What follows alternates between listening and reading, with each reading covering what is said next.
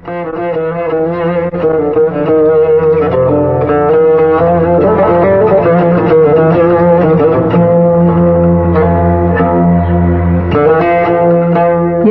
Բաքուն է, խոսափողի մոտ է Սարա Հուսեյնին։ Այժմ ձեր ուշադրության ենք արժանացնում դրվագներ անվանի պատմաբան և գրականագետ Իսրաֆիլ Մամեդովի Երևանի գավառի ադրբեջանական պարբերական մամուլը աշխատությունից։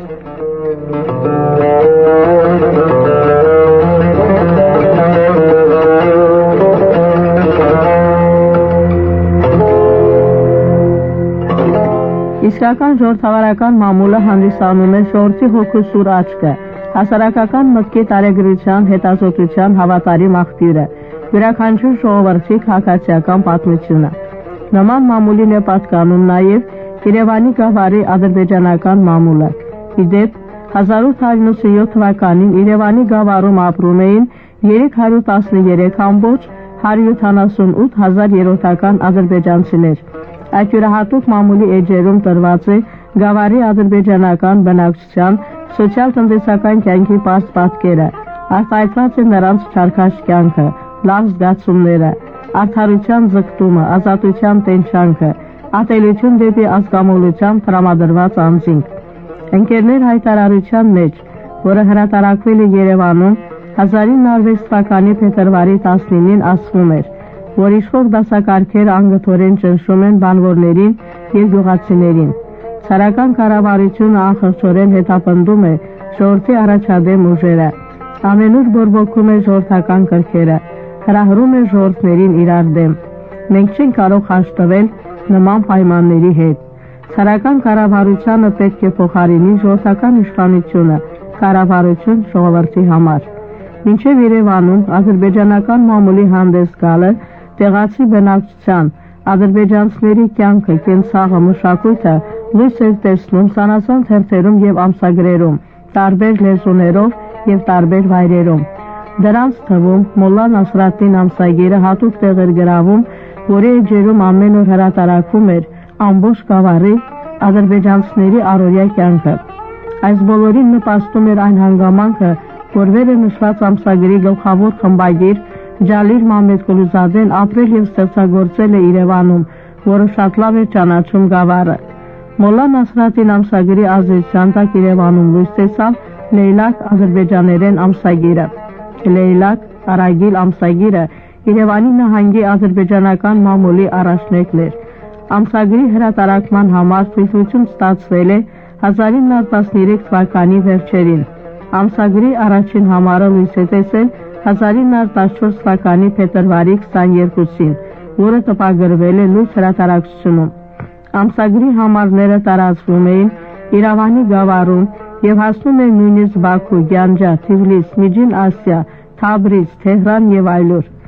Լեյլեքի բոլոր համարների նշանաբանը եղել է մշակույթի ճառագումը։ Ամսագիրը երազում է ժողովրդին տեսնել կրթված, քաղաքակիրթ և իհարկե ազատ ու երջանիկ։ Այս բոլորի իրականացման գործում ամսագրին մոտիկից օժանդակել են նրա էջերում տպագրված հոդվածներն ու գրախոսականները, որոնք օգնել են ամսագրի հեղինակության բարձրացմանը, իր տեղն ու պատմական դերն զգալուն, հասարակական զարգացման ու առաջընթացին։ Ամսագիրը գրում էր. առանց մայրենի լեզուն և գրականություն իմանալու մեր կերսոված մարդիկ չեն կարող ճիշտ գիտակցել պատմական զարգացման ընթացքը։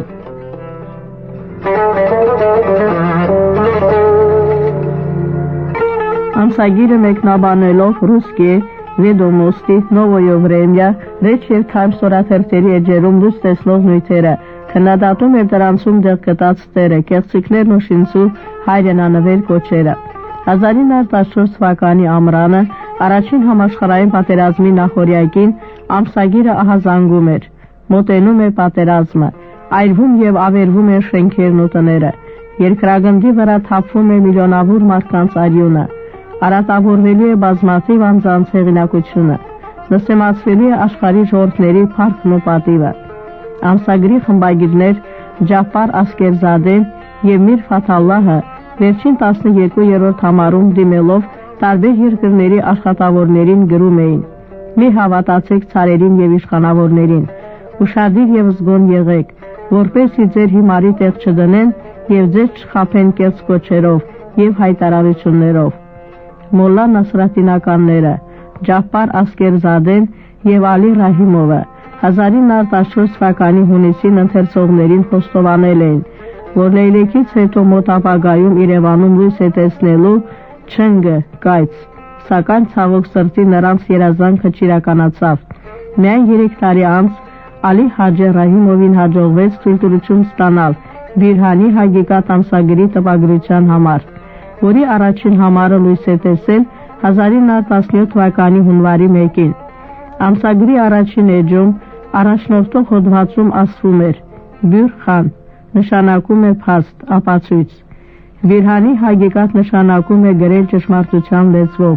դա որպես ճշմարիտ ջահ, որը ցույց է տալիս լուսավոր ապագա տանող ճանապարհը։ Բիրհանի Հագիկատ գիտաքաղաքական եւ գեղարվեստական ամսագիրը տպագրվում էր լույս հրատարակչությունում եւ լույս էր տեսնում 2 շաբաթը մեկ անգամ, բաղկացած էր 8 էջից։ Ամսագրի խմբագիրն էր Ալի Մասում Ռահիմով Զեյնալաբդին Զադեն, հրատարակողը Հասան Միրզազադե Ալիևն էր։ Ամսագրի աշխատակիցներն էին Միրզա Ջաֆար Մամեդովը, Ջաֆար Ասկերզադեն, Վահիդ Մուշանլինսկին, Թահվիլ Իրևանին, Սարիա Խանումը եւ ուրիշներ։ Ամսագիրը արծարծում էր կյանքի ամենասուր հարցերին, որ ընթացումով պատմում էր ժողովրդի անգելանելի վիճակի մասին, ոչնչացնել դահիճներին, որոնք ընտելացել են ուրճանալ դժբախտ մարդկանց արցունքների հաշվին, տապալել անարդարության իշխանությունը։ Ահա սա է ժողովրդի փրկության եւ ազատության միակ ճանապարհը։ Այս առումով Բիրհանի Հագիկատը Ռուսաստանի փետրվարյան հեղափոխության հաղթանակ անվանում էր մարդկության գարուն եւ կոչ էր անում թույլ չտալ, որ բռնակալները ներխուժեն իշխանություն։ Քաղաքական ֆելետոնների շարքում Բարարանի Բարարանում ասվում էր. հասարակությունը դա անարդարության հրապարակ է, անհավասարությունը զիջում է ունևորների եւ թունևորների ընչաքաղցերի համար, կաղը պարագլուխ է, որը ժողովրդին ճանապարհ է ցույց տալիս հանուն իր գրպանի շահի, ղեկավարությունը ննջարան է, խրճի բացակայությունը Երևանի հարուստների բարոյական որակն է։ Գրականության, մշակույթի, գիտության եւ կենցաղի հարցերը զգալի տեղ էին գրավում ամսագրի էջերում։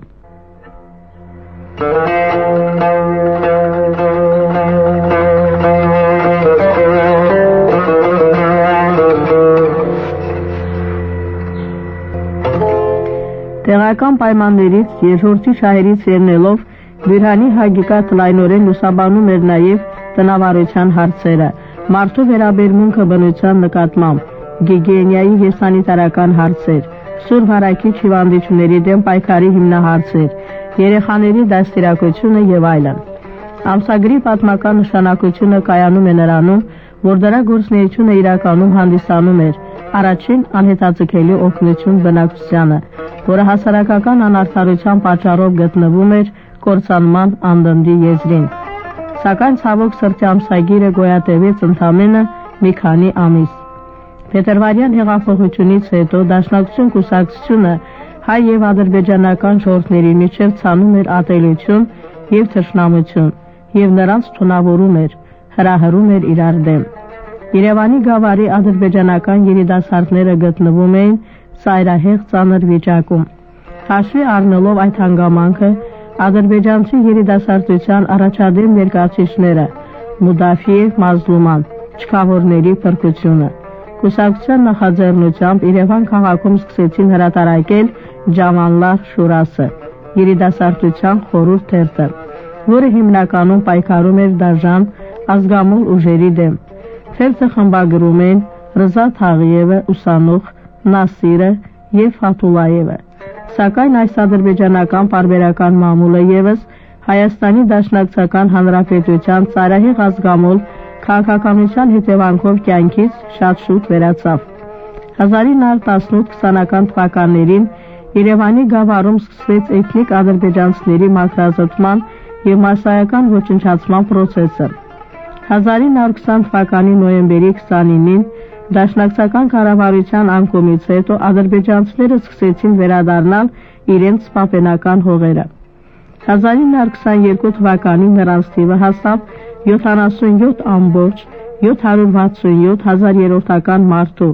իսկ 1931 թվականին 105,838,000 մարդու։ 1921 թվականից սկսած իրար հետևից սկսեցին հրատարակվել հանրապետական, կոմունիստ, ռանչպար, զանգի, կզլ շաֆակ,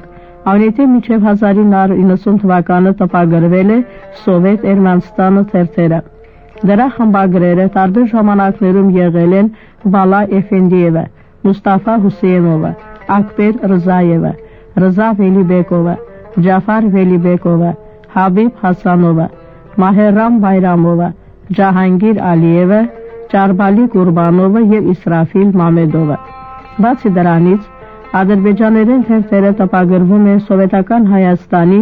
6 շրջաններում՝ Ամասիայի, Բասարքեչարի, Վեդու, Դարաբաղլարսկ, Զանգիբասարի եւ Կրասնոսեցկի շրջանում, իսկ ուր շրջաններում իրականանում էր հայերեն տպագրվող թերթերի ադրբեջաներեն թարգմանությունը։ Հայաստանի ադրբեջանական պարբերական մամուլի պատմության տարեգրությունում վերջակետը դրվեց 1990 թվականին, երբ իրականացավ Հայաստան առանց թուրքերի կարգախոսը։